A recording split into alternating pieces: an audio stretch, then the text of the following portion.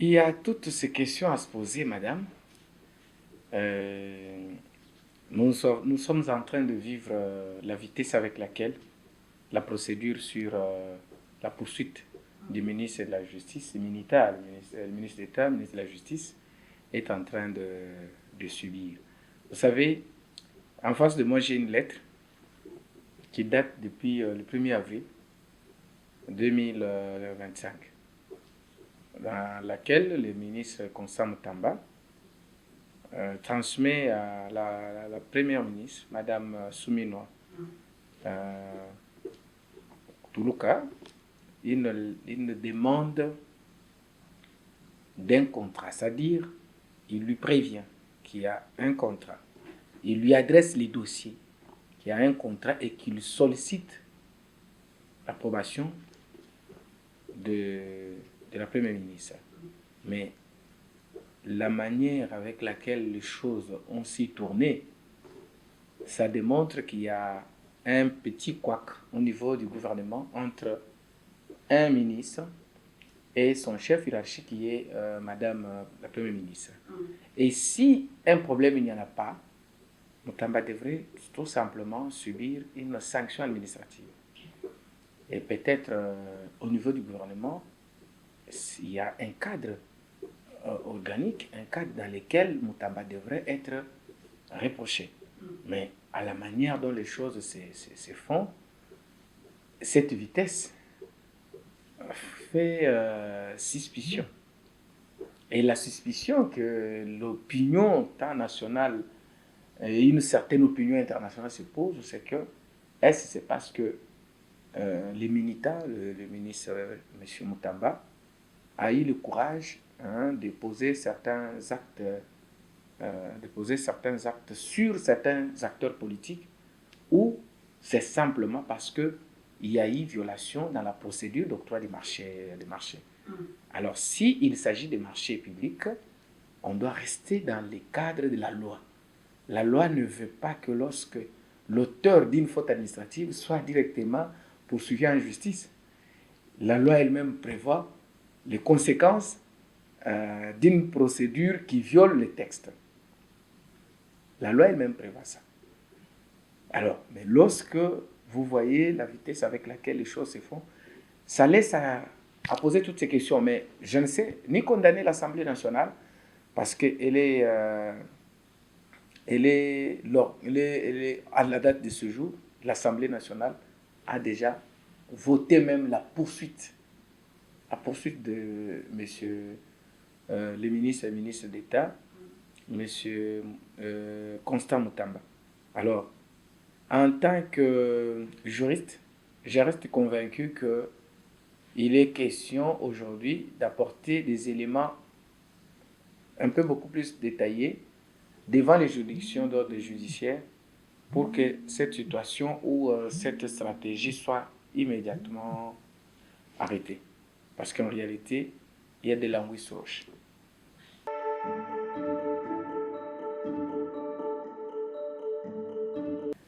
Madame, je me réserve de faire trop de commentaires sur ce dossier, connaissant bien les péripéties qui sont autour du dossier.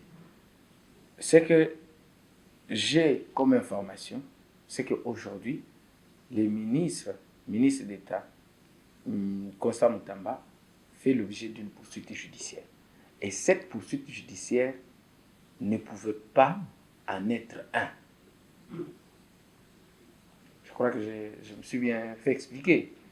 Donc, on ne pouvait pas parler d'une poursuite judiciaire tout de suite. Parce qu'il s'agit d'une procédure qui est prévue par la loi et la loi elle-même donne les conséquences de ce que doit être une procédure qui est entachée d'une irrégularité. Vous voyez, madame? Donc, comme il y a eu irrégularité et que l'argent se trouve dans un compte séquestre, on ne pouvait que annuler les marchés. Ça, c'est ma lecture personnelle.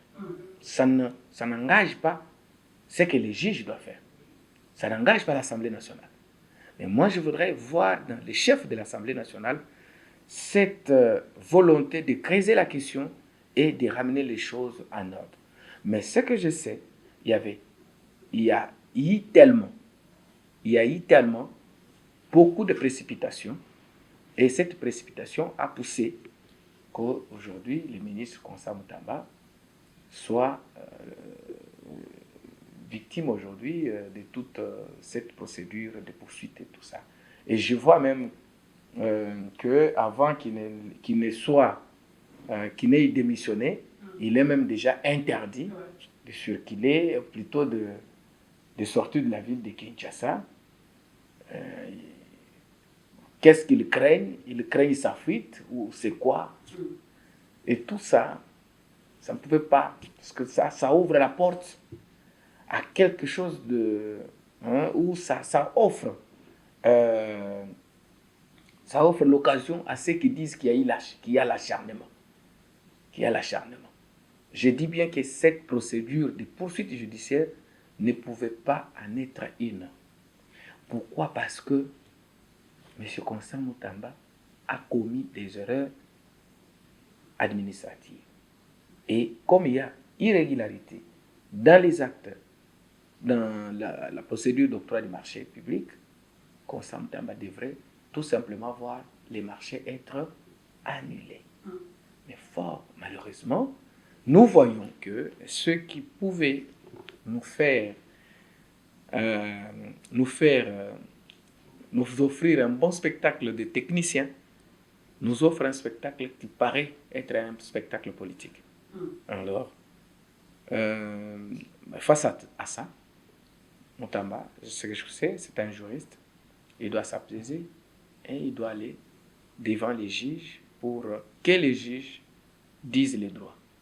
Parce que les droits restent la force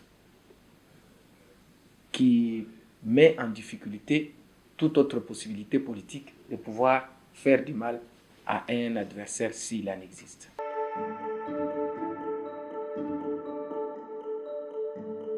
Madame, c'est la énième fois que je suis devant votre micro et que vous me posez la question sur la justice congolaise.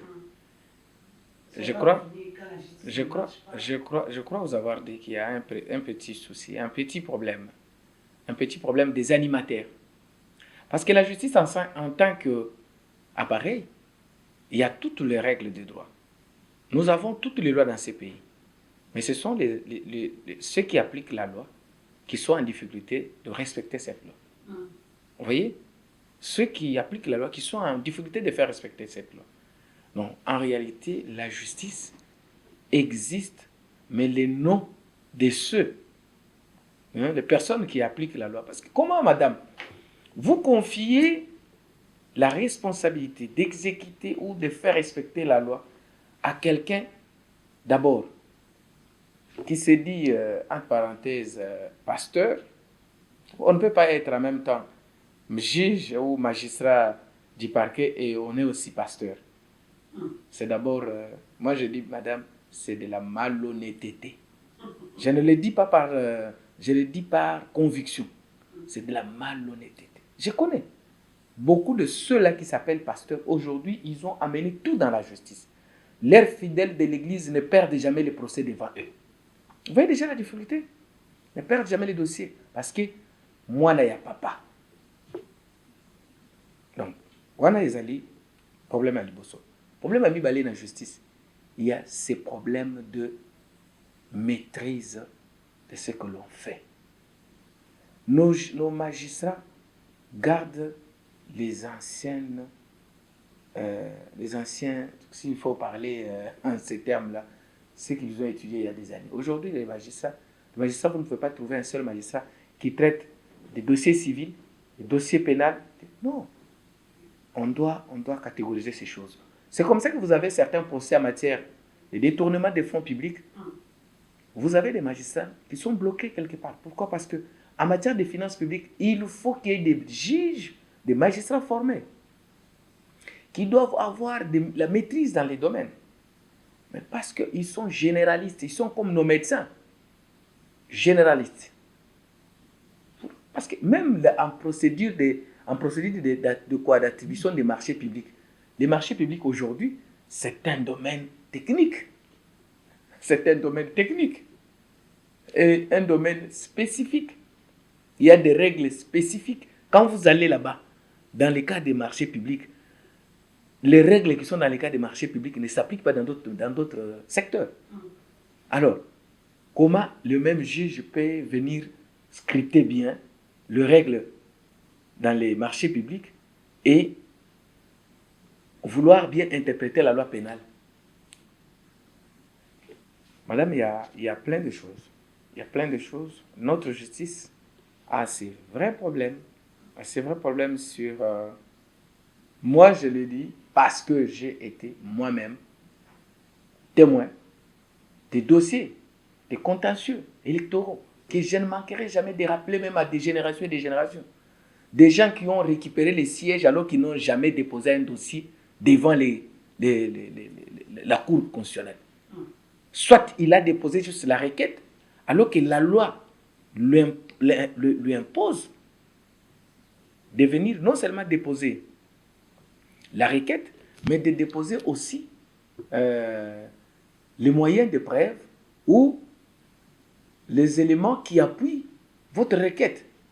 Mais nous sommes allés à maintes reprises devant les greffes. Donnez-nous, nous voulons lire pour voir les moyens que le monsieur avance pour s'en prendre ou s'attaquer à tel ou tel autre député déjà élu, publié par la CENI. Mais vous trouvez un discours politique, même par les greffiers, qui te dit, oh non, ce sont déjà bango batiaka bango, CENI de mutosala bango ba député. Tu sens qu'ils n'ont pas d'assises juridiques. Parce que je ne peux pas seulement venir, madame, vous dire non. Tu vois comme je suis en train de parler. Je parle au conditionnel pour tous les dossiers concernant le ministre Konsa Mutamba. C'est de la même manière. Mais vous voyez, quand je parle des éléments que j'ai vécus, je parle avec des éléments à l'appui. Et je vous dis jusqu'à ce jour, ces annales de la Cour constitutionnelle sont vides des éléments de preuve de ceux qui ont remplacé les autres. Il faut des réformes profondes et sans sentiment. Il faut carrément retraiter d'autres magistrats. Parce qu'ils ont déjà fait de la justice leur maison privée. Il y a des gens, des magistrats verrés qui ont connu aujourd'hui des promotions. C'est-à-dire des magistrats trempés plusieurs années dans la corruption, mais qui ont aujourd'hui des promotions, qui sont devenus des chefs de structure. Je m'excuse, madame. Je n'entre pas dans les détails. Je suis, comme vous le savez, avocat. Je connais de quoi je parle.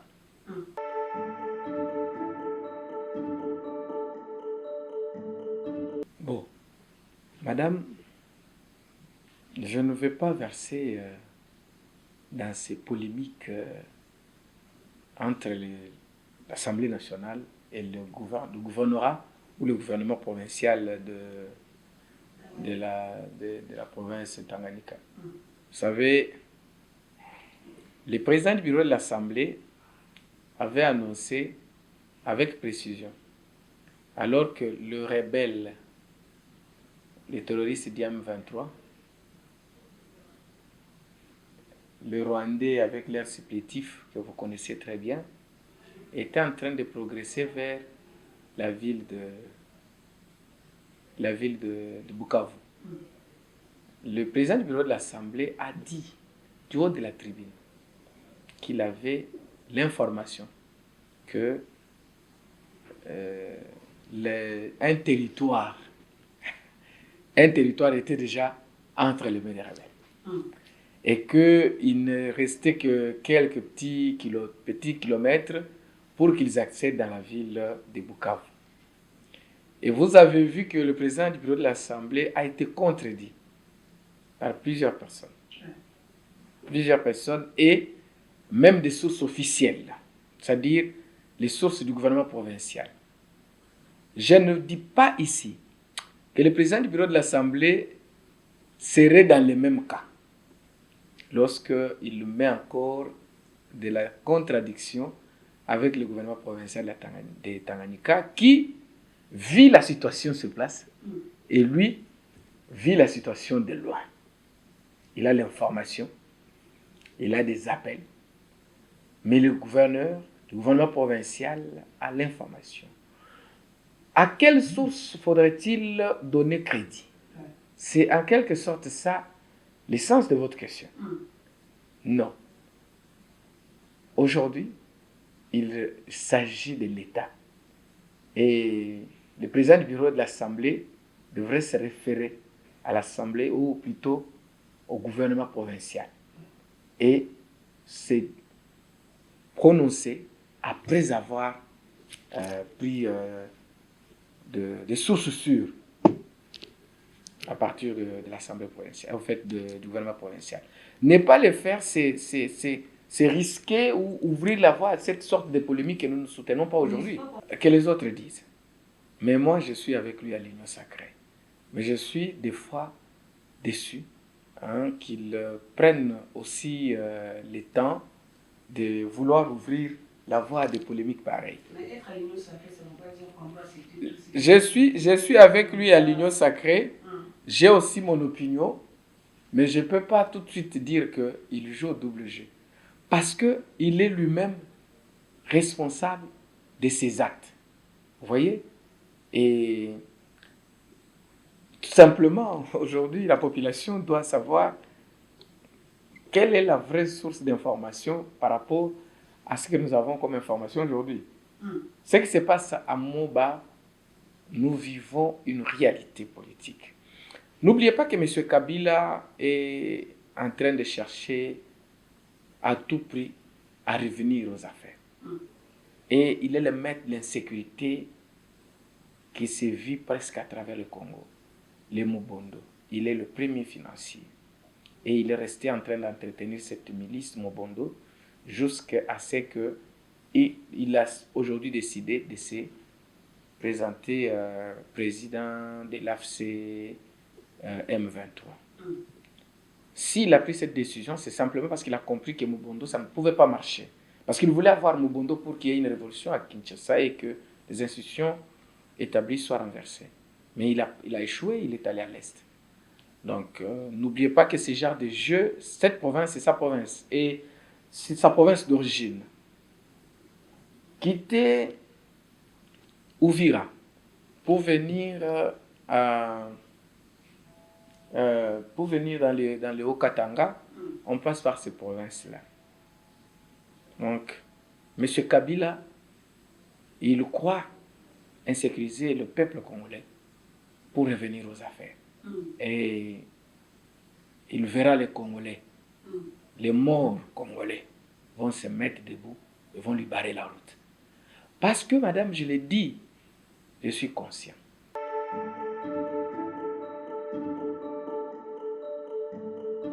On ne peut pas aller tuer les gens à l'Est et prétendre les protéger. Prétendre les protéger en les tuant, ça n'existe pas. Donc, après avoir tué plus de 7 millions de Congolais, et on se dit avoir plus l'amour de ces gens-là. Est-ce que, madame, je peux être compris chez moi, dans mon village. J'arrive, je tue les gens et puis je leur dis, je vous ai tué parce que je vous aime. Madame Philo, est-ce que vous vivez dans ce pays? Vous vivez dans ce pays seulement. Si vous vivez dans ce pays, cette question de la responsabilité de Joseph Kabila dans ce qui se passe comme massacre dans notre pays ne pouvait pas être posée. Parce que Joseph Kabila est le numéro 1 de l'AFC. Personne d'autre n'a eu le courage de faire même des consultations qui n'ont rien d'autre que justifier sa présence, ces instructions qu'il était venu donner aux militaires, à ses troupes à l'est du pays. Il y a ce qu'on appelle en matière pénale la participation criminelle. La notion de la participation criminelle signifie on participe par corréité, c'est-à-dire on est directement auteur. On est directement auteur ou co-auteur d'une infraction. C'est ce qu'on appelle la corréité. Ou on peut être auteur ou co-auteur par complicité. C'est ce qu'on appelle, on peut être responsable d'une infraction par corréité, par complicité. C'est-à-dire la complicité, c'est quoi? C'est qu'on se rend complice des faits infractionnels. Et la complicité s'analyse sur certains aspects. Dans le cas de Joseph Kabila, faudrait-il l'appeler comme co-auteur ou complice? C'est ça la question que tu pouvais me poser. Il est en même temps auteur et auteur. Il est en même temps complice. Parce que c'est lui qui mobilise pour elle les ressources. C'est lui. C'est lui, aujourd'hui, qui est venu instruire les militaires. Il a visité les positions des M23. En tant que qui? En tant que celui qui aime le Congo plus que le président de la République, madame. C'est comme si vous dites, la famille Mobutu, vous avez à gérer ce pays, prenez aussi les armes, venez parce que vous aimiez le pays plus que... Donc, Basoda Nyonso Yamboka, parce qu'il y a un militaire, donc il est le seul et le premier militaire congolais. Donc, Basoda Nyonso Obakota armé avant hier. On peut pas kende rebelle, pour pas la kisaki, on est balingi congolais.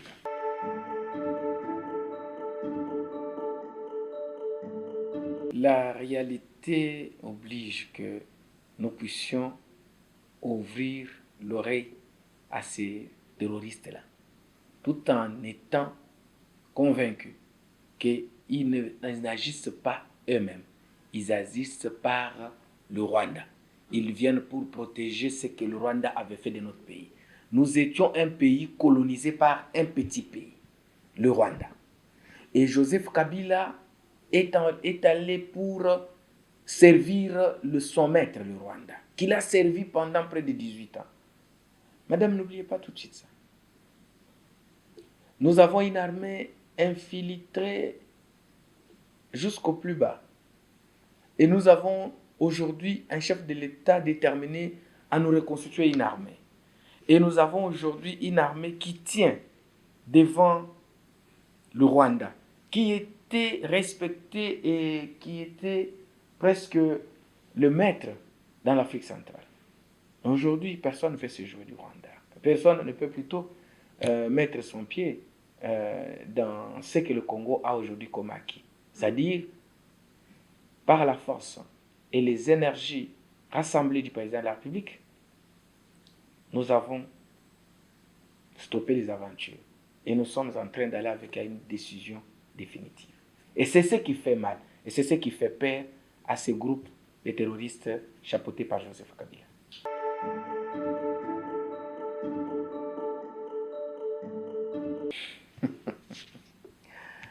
Il faut retourner auprès du président Mbosso. Il est encore au bureau de l'Assemblée, il n'est pas encore parti. Il faut lui poser la question, avez-vous constitué les dossiers pour remettre à la justice pour que ce député qui lui a reconnu, parce qu'il n'a pas parlé pour parler, il a parlé parce qu'il avait des informations fiables.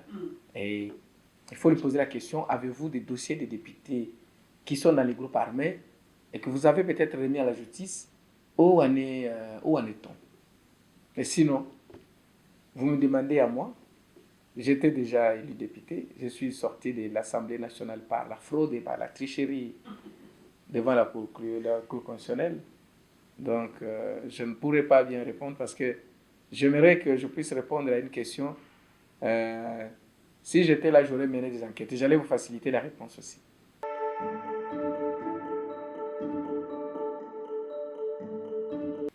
La main tendue du chef de l'État n'était pas seulement à l'endroit de M. Fayoulou. La main tendue du chef de l'État était à l'endroit de tout Congolais conscient de la situation que nous connaissons, conscient de notre développement qui est bloqué par le Rwanda, conscient de la misère qui croupissent nos frères et sœurs de l'Est du pays, pour que ensemble nous puissions constituer un mur qui ne pourra jamais être écroulé par les petits pays rwandais. Et la main du chef de l'État aujourd'hui a été acceptée par un des Congolais conscient. Il a pris conscience qu'il s'agit de la patrie. C'est comme ça que je salue même son message à l'issue de leur échange avec le chef de l'État. J'ai aimé mon Mboka Fayoulou qui a été direct. Il a estimé qu'il faut un camp de la patrie. Et ce camp, je l'attends. Moi, j'attends ce camp de la patrie. C'est ces jours-là. Les autres qui ne viendront pas dans ce camp de la patrie seront des ennemis de ce pays. Non. Mais c'est là, madame, là où je constate que certains Congolais n'ont pas encore compris c'est quoi la République. La République est au-delà de nous. Maman, aujourd'hui, je m'appelle expert du gouvernement. Mais là où je suis expert et le rôle que j'exerce comme expert du gouvernement, les autres étaient là. Ils sont partis. La République va rester. Mais nous allons passer. Madame, le président Fayoulou doit compatir avec les Congolais qui sont en train de mourir à l'est du pays. Et pour montrer sa compassion, Martin Fayoulou a dit, j'arrête ces mauvais côtés que j'avais soutenus pour qu'à tout prix nous puissions soutenir ce que le Rwanda fait afin que le Congo perd. Et Martin Fayoulou décide aujourd'hui de créer le camp de la patrie. Vous prenez ces messieurs pour quelqu'un qui descend l'opposition. C'est quoi l'opposition selon? Non, il ne nous a pas obligés. Il a présenté le vœu de voir les chefs de l'État recevoir le prêtre de la Senko. Tout en rappelant que, moi là, c'est un message que je voudrais ici vous appeler, vous dire, que la Senko, c'est une organisation qui regroupe les évêques, l'épiscopat catholique. Mais aujourd'hui, il y a certains individus au sein de la Senko qui utilisent notre organisation, qui utilisent l'organisation épiscopale pour leurs intérêts égoïstes. Et je le dis bien, leurs intérêts égoïstes. Moi, je peux pour cette question-là vous dire que Martin Fayoulou n'a pas tort en disant la Senko doit être impliquée. Non, il n'est pas exclu la Senko sera impliquée. Mais ce n'est pas cette Senko de certains individus qui pensent qu'il faut à tout prix faire partie de Tshisekedi pour que la gratuité de l'enseignement soit élaguée du programme du gouvernement. Pour qu'il retourne dans les avantages qui leur avaient été accordés en tant qu'individu au sein des églises, des écoles catholiques. Madame, je ne cesserai de vous dire que j'accepterai que la Senko et la Senko lorsque les écoles catholiques seront les moins chères sur l'ensemble du pays. Mais aujourd'hui, les écoles catholiques coûtent le plus cher. Et c'est décevant. Vous savez ce que l'Église a fait? Parce qu'on a parlé de la gratuité, l'Église a créé des écoles privées catholiques. J'ai du mal de parler de mon Église comme ça. Moi, je suis catholique. J'ai du mal de voir même certains prêtres qui parlent au nom de la Senko, tout en oubliant qu'aujourd'hui la Senko a déçu plus d'une personne. Plus d'une personne. Aller siéger avec les ennemis du pays.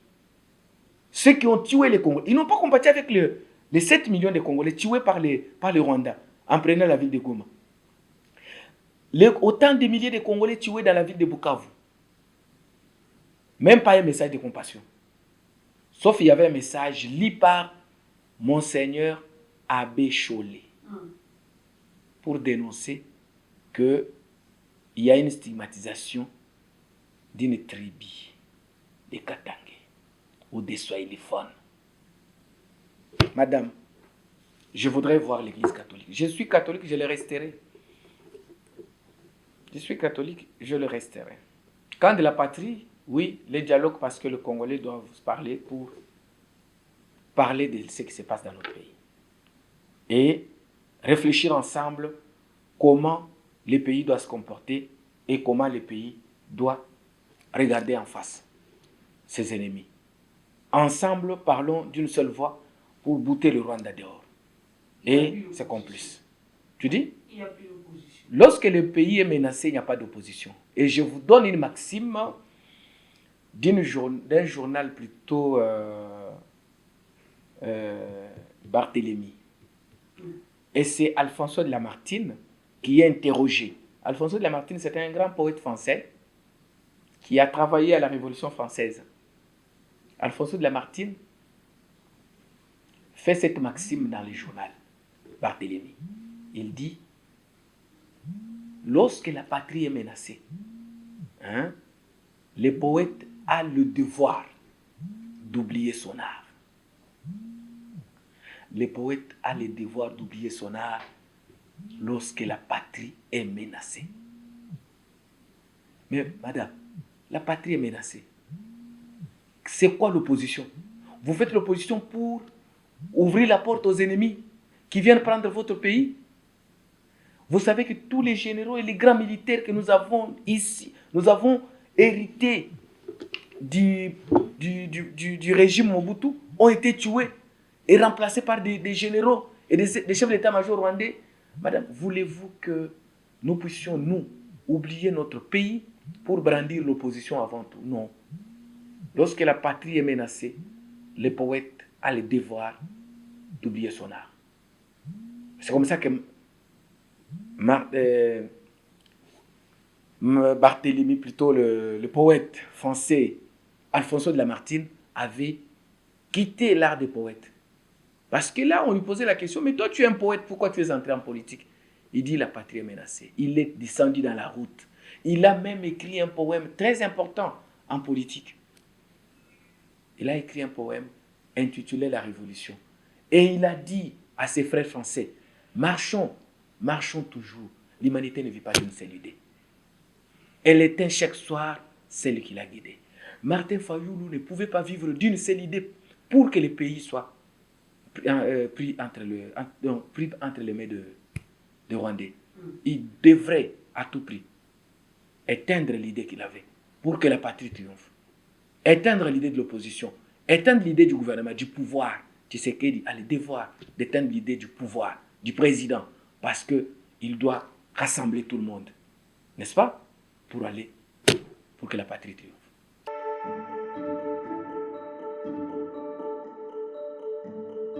Je le juge comme un Congolais déçu par certains de nos compatriotes. Et en tant que tel, à sa place, tu n'aurais que fait ça. À la place de Jean-Pierre Bemba, dans ces conditions-là, Madame Jean-Pierre Bemba n'est pas n'importe qui. En disant que la Senko a fait ça, certains individus membres de la Senko ont fait ça. Ils n'inventent pas les choses.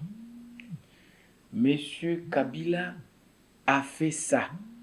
Il n'invente pas les choses. Mais les chefs de l'État disaient à haute voix que Kabila a choisi de faire la révolution, de faire la rébellion. Qui l'ont cru? Mais aujourd'hui, je sais que de plus en plus, vous êtes en train d'atténuer vos ardeurs qui étaient toutes tournées vers la mauvaise foi du président Tshisekedi. Mais aujourd'hui, beaucoup disent, mais Tshisekedi avait l'information.